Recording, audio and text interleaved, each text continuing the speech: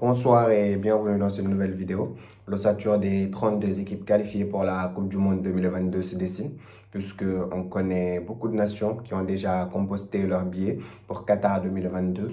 On peut citer la France, l'Angleterre, l'Allemagne, encore le Brésil et l'Argentine qui s'est qualifiée la nuit dernière. Mais aujourd'hui, on va s'intéresser aux qualifications dans la zone Afrique et aux barrages dans la zone Europe. Alors, pour la zone Afrique, cette année sera différente de l'année des qualifications de 2018, puisqu'on avait eu 3 en 2018 à des groupes de 4, 5 groupes de 4, et le premier de chaque poule était qualifié pour l'édition russe. Mais pour le Qatar 2022, ça sera différent, puisqu'on a 3 à 10 équipes qui vont se disputer les 5 tickets qualificatifs pour le Qatar. Et ils sont répartis en 2 chapeaux. Les chapeaux ont été constitués grâce au classement FIFA. Dans le chapeau 1, on a le Sénégal, l'Algérie, le Nigeria, la Tunisie ou le Maroc. Et dans le chapeau 2, on a l'Égypte, le Mali, le Congo, le Ghana et le Cameroun. Donc, ça sera des confrontations entre équipes de chapeau 1 et équipes de chapeau 2. Le tirage au sort aura lieu dans la mi-décembre et les matchs vont se disputer en mars. Alors, un exemple, le Sénégal qui se trouve dans le chapeau 1 pourrait avoir comme adversaire soit l'Égypte ou le Mali, ou le Congo, ou le Cameroun, ou le Ghana.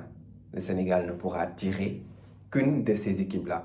On aura peut-être droit à un derby ouest-africain avec le Mali, ou encore un match entre les deux joueurs de Liverpool, à savoir Mané et Salah, en Sénégal-Égypte, ou alors un match face au Cameroun, le Cameroun de Karl Toko Ekambi, ou aller affronter le Ghana d'André Ayew, ou tomber sur le Congo, ce qui serait peut-être, en tout cas sur le papier, le tirage le plus abordable pour le Sénégal.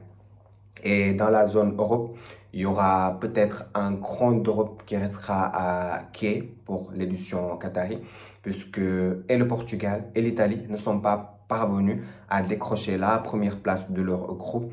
L'Italie a été battue par la Suisse et le Portugal s'est fait ravir la place de leader de groupe par la Serbie. Donc, ces deux équipes-là vont devoir passer par la case barrage. Alors, ces barrages-là vont se passer comme suit. On a 12 équipes qui vont se disputer 3 tickets. Ces 12 équipes sont réparties en 2 chapeaux et cette fois, les chapeaux ont été constitués grâce à leurs résultats dans les différents poules ou encore leurs résultats en Ligue des Nations, puisque l'Autriche ou encore la République tchèque ont été repêchés de la Ligue des Nations alors que les autres équipes ont été classées dans ces chapeaux-là grâce à leurs résultats, soit par le nombre de points ou le nombre de buts marqués ou encaissés dans les qualifications pour la Coupe du Monde. Alors, on a 2 chapeaux répartis comme suit. Le chapeau 1 est constitué de l'Italie, du Portugal, des Pays de Galles, de la Suède, de la Russie et de l'Écosse. Le chapeau 2 est constitué de la Pologne, de la Macédoine du Nord, de l'Ukraine, de la Turquie, de l'Autriche et de la République tchèque.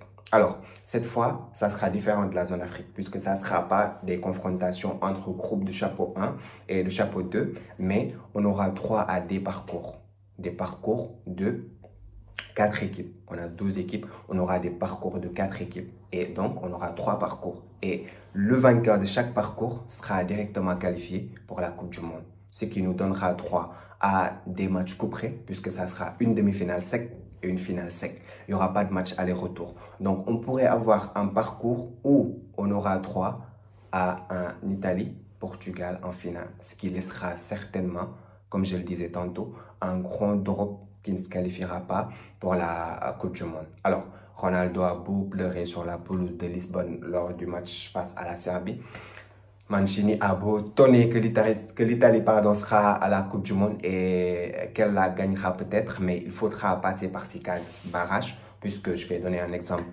On pourra avoir un parcours de 4 équipes avec le Portugal qui va par exemple tomber sur la Pologne de Lewandowski et l'Italie qui tombera sur l'Ukraine d'Alexander Isak. Alors, dans ce cas-là, on aura droit à une demi-finale entre l'Italie et l'Ukraine, l'autre demi-finale entre le Portugal et la Pologne. Et les vainqueurs de ces 2 demi-finales-là vont s'affronter en finale. Donc, on pourrait avoir une confrontation entre l'Italie et le Portugal en un seul match pour déterminer qui sera au Qatar en novembre prochain, puisque cette édition se déroulera en novembre à cause des conditions météorologiques super ardues en été dans la zone qatari. Donc, ça sera exceptionnellement en novembre cette Coupe du Monde.